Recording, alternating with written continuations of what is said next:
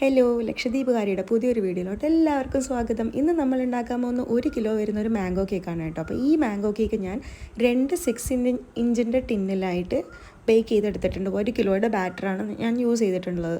പക്ഷേ എന്താണെന്നറിയില്ല, നല്ല ഫ്രഷ് മുട്ട കിട്ടിയത് കൊണ്ട് തോന്നുന്നു നല്ലപോലെ പൊങ്ങി വന്നിട്ടുണ്ട് കേക്ക്. നല്ലപോലെ എന്ന് വെച്ചാൽ ഇത് കവിഞ്ഞ് പോവും എന്നുള്ളൊരു അവസ്ഥ വരെ ആയി. അങ്ങനത്തെ ഒരു അത്രയ്ക്കും നല്ല പോലെ പൊങ്ങി വന്നിട്ടുണ്ട്. പിന്നെ കേക്ക് ഭയങ്കര സോഫ്റ്റാണെന്ന് കണ്ടോ. നിങ്ങൾക്കിത് ക്രീം ഞാൻ ചെയ്യുമ്പോൾ തന്നെ അറിയാം, നല്ല സോഫ്റ്റായിട്ട് വന്നിട്ടുണ്ട് ക്രീം. പിന്നെ നമ്മൾ ക്രീം ബീറ്റ് ചെയ്തപ്പോൾ കുറച്ച് സ്റ്റിഫുമായി.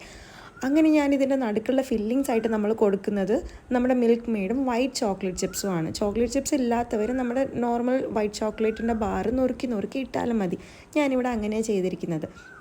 അങ്ങനെ ഞാനിതിങ്ങനെ സെറ്റ് ചെയ്തെടുക്കുമ്പോഴാണ് ഞാനൊരു കാര്യം ശ്രദ്ധിക്കുന്നത്, നമ്മൾ എത്രത്തോളം വെറ്റ് ചെയ്യുന്നു, അതായത് നല്ല ഓവറായിട്ട് വെറ്റ് ചെയ്യുമ്പോൾ കേക്ക് സ്മുഷി ആവാനുള്ള ചാൻസസ് കൂടുതലാണ്. അങ്ങനെ സ്മുഷി ആകുമ്പോൾ എന്താ പറ്റുകയെന്ന് വെച്ചാൽ, നമ്മൾ ഈ ഹൈറ്റഡ് കേക്ക് ഉണ്ടാക്കുന്ന ടൈമിൽ വെയിറ്റ് കൂടുന്നതനുസരിച്ച് കേക്ക് ചരിഞ്ഞ് വരാൻ തുടങ്ങും. അപ്പോൾ ഞാൻ നോർമലി എൻ്റെ ഈ ടോൾ കേക്ക്സിലൊന്നും ഇതുവരെ സ്ട്രോ യൂസ് ചെയ്തിട്ടില്ല. റെയർ കേസസിൽ മാത്രമാണ് ഞാൻ സ്ട്രോ യൂസ് ചെയ്യാറുള്ളത്. നിങ്ങൾക്ക് എൻ്റെ നേരത്തെയുള്ള വീഡിയോ കണ്ടവർക്ക് എല്ലാവർക്കും അറിയാം, ഞാൻ അങ്ങനെ സ്ട്രോ യൂസ് ചെയ്യാത്ത ഒരാളാണ് കേക്കിൻ്റെ നടുക്കൊക്കെ. അപ്പോൾ എനിക്ക് ഇതിൽ സ്ട്രോ യൂസ് ചെയ്യേണ്ട വന്നു. കാരണം എന്തെന്ന് വെച്ചാൽ, എല്ലാ ലെയർ സ്റ്റാക്ക് ചെയ്ത് വന്നപ്പോൾ ഞാൻ ഒരു കാര്യം ശ്രദ്ധിച്ചത്, കേക്കിന് ഒരു ചെറിയ ചെരിവുണ്ട്. അപ്പം ഞാൻ ഷുഗർ സിറപ്പ് കുറച്ച് അധികം ഒഴിച്ചിട്ടുണ്ടായിരുന്നു. നോർമലി ഞാൻ അങ്ങനെ അധികം ഒഴിക്കാത്തതാണ്. പിന്നെ എനിക്ക് എന്തോ ഒഴിച്ചു പോയി. എന്താണെന്ന് ചോദിച്ചാൽ എനിക്ക് അറിയില്ല, ഞാൻ ഒഴിച്ചു പോയി. പിന്നെ എനിക്ക് ഈ ഒരു ചരിവ് മനസ്സിലായത് അവസാനം ഇവൻ ചരിഞ്ഞ് പിസ്സാ ഗോപുരം പോലെ ചരിഞ്ഞിട്ടുണ്ടായിരുന്നു. പിന്നെ ഇതിന് എങ്ങനെയെങ്കിലും റെഡിയാക്കി എടുക്കണമെന്ന് പറഞ്ഞ് സൈഡിൽ നിന്നൊക്കെ അങ്ങോട്ടും ഇങ്ങോട്ടുമൊക്കെ വലിച്ചും ചരിച്ചും ഒക്കെ ഐസിങ് ചെയ്ത് നോക്കി കേട്ടോ. അതായത് ക്രം കോട്ട് ചെയ്ത് നോക്കി. പക്ഷേ എന്നാലും നമുക്ക് ഏതെങ്കിലും ഒരു സൈഡിൽ ചരിവ് വരുന്നുണ്ടായിരുന്നു. ഒരു സൈഡ് പെർഫെക്റ്റ് ആണെങ്കിൽ മറ്റേ സൈഡിൽ ചരിവ് വരുന്നുണ്ടായിരുന്നു. പിന്നെ എൻ്റെ ടിന്നിൻ്റെയും കുറച്ച് പ്രശ്നങ്ങളുണ്ടായിരുന്നു. എൻ്റെ 6 ഇഞ്ചിൻ്റെ പാനും ഒരേ ഡയമെൻഷനിലുള്ളതല്ല. അത് രണ്ടിനും ഒരു ചെറിയ വ്യത്യാസമുണ്ട്. ഒരെണ്ണം മറ്റതിനേക്കാളും പൊടിക്ക് കുറവാട്ടോ, ഡയമെൻഷൻ ഇച്ചിരി കുറവാണ്. അപ്പം ഞാനിതിൻ്റെ മാക്സിമം ഇങ്ങനെ നമ്മൾ ക്രം കോട്ട് ചെയ്യാൻ നോക്കി കേട്ടോ. പക്ഷേ ക്രം കോട്ട് ചെയ്തപ്പോഴും സൈഡിൽ കുറച്ചൊക്കെ അങ്ങോട്ടും ഇങ്ങോട്ടും ആയിട്ടുള്ളത് കൊണ്ട് ഞാൻ കരുതി ഇതിൻ്റെ നടുക്കൊരു സ്ട്രോ യൂസ് ചെയ്യാമെന്ന്. അപ്പോൾ ഞാൻ നേരത്തെ പ്ലാസ്റ്റിക് സ്ട്രോ ആയിരുന്നു യൂസ് ചെയ്തുകൊണ്ടിരുന്നത്. കണ്ടു, ചരിവ് നിങ്ങൾക്ക് നല്ലപോലെ കാണാൻ പറ്റും. അപ്പോൾ ഇപ്പോൾ പ്ലാസ്റ്റിക് സ്ട്രോയിന് പകരം ഞാൻ യൂസ് ചെയ്യുന്നത് നമ്മുടെ പേപ്പർ സ്ട്രോ ആണ്. ഞാൻ സ്കെയിലൊക്കെ വെച്ച് അതിനെ കുറച്ച് നേരെ ആക്കാനൊക്കെ നോക്കി. പക്ഷേ സ്ട്രോ കുത്തിയിട്ടും അത് കുറച്ച് ചരിവുണ്ടായിരുന്നു. അപ്പം നേരത്തെ എനിക്കിതുപോലെ സംഭവിച്ചപ്പോൾ ഞാൻ കരുതി ഐസിങ് ചെയ്ത് കഴിഞ്ഞാൽ റെഡി ആവുമെന്ന്. അങ്ങനെ ഞാൻ പിന്നെ ഇതിനൊരു 5 മിനിറ്റ് ഫ്രിഡ്ജിൽ കയറ്റിയിട്ട് നമ്മൾ ഐസിങ് ചെയ്യാനെടുത്തു. എന്നാലും ഒരു ചെറിയ ചെരിവ് ഞാൻ കണ്ടു കേട്ടോ. പിന്നെ നമ്മളിതിൻ്റെ ഫൈനൽ കോട്ടിങ് യെല്ലോയിൽ തന്നെയാണ് ചെയ്യുന്നത്. ഞാൻ ആദ്യം കരുതി വൈറ്റ് കോട്ടിങ് ചെയ്തിട്ട് പുറത്ത് മാത്രം കുറച്ച് യെല്ലോ കൊടുക്കാമെന്ന്. അപ്പോൾ ഞാൻ കരുതി എന്തായാലും ഇത് ചീസിൻ്റെ തീമില്ല, അതായത് ടോം ആൻഡ് ജെറി കേക്ക് ചെയ്യുന്നതുകൊണ്ട് കേക്ക് മൊത്തം ചീസ് ആക്കാനായിരുന്നു എൻ്റെ പ്ലാൻ. ചീസ് ബേസ് ആക്കാനായിരുന്നു എൻ്റെ പ്ലാൻ. അപ്പോൾ ഞാൻ കരുതി നമ്മളതിങ്ങനെ തോണ്ടി കളയുമ്പോൾ വൈറ്റ് ആയിട്ട് കാണില്ല, അപ്പോൾ ചീസിൻ്റെ ഒരു ടെക്സ്ചർ ഉണ്ടാവില്ലല്ലോ എന്ന്.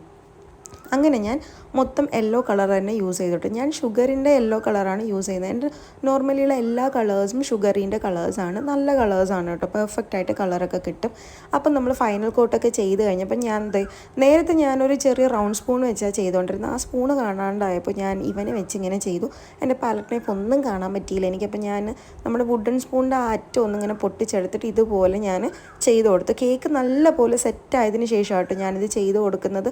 അതുകൊണ്ട് നമുക്ക് അധികം പാളിപ്പുകളൊന്നും സംഭവിക്കില്ല. കേക്ക് അധികം സെറ്റാവാണ്ട് ചെയ്ത് കഴിഞ്ഞാൽ കുറച്ച് ഈ ഐസിങ് വൃത്തികേടായിട്ടൊക്കെ കാണാനുള്ള സാധ്യതകൾ കൂടുതലാണ്.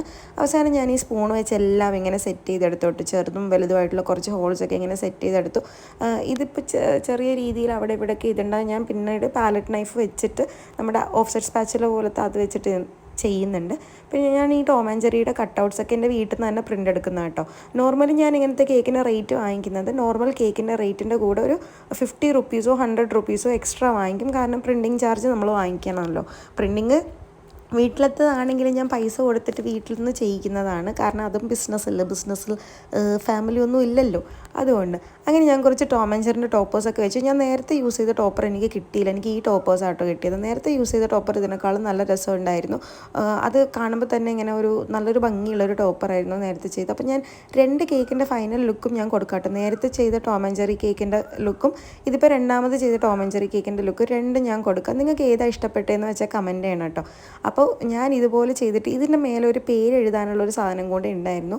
പക്ഷെ പ്രിൻ്റ് എടുത്ത പേപ്പറിൻ്റെ ക്വാളിറ്റി ഭയങ്കര ലോ ക്വാളിറ്റി എന്നല്ല, ഭയങ്കര ഈ മെലിഞ്ഞ ടൈപ്പ് പേപ്പറായി. ഇപ്പോൾ അതുകൊണ്ട് തന്നെ ആ പേപ്പറിൽ ഞാൻ പേര് എഴുതിയപ്പോഴത്തേക്കും പെട്ടെന്ന് പേപ്പർ എന്താക്കി നമ്മുടെ കളർ അബ്സോർബ് ചെയ്യാൻ തുടങ്ങി. പിന്നെ ഞാൻ അതിൻ്റെ മേലെ ഒരു ലെയർ കളർ, നമ്മുടെ ക്രീമിൻ്റെ കളർ കൊടുത്തിട്ട് അതിൻ്റെ മേലെ പേരെഴുതി.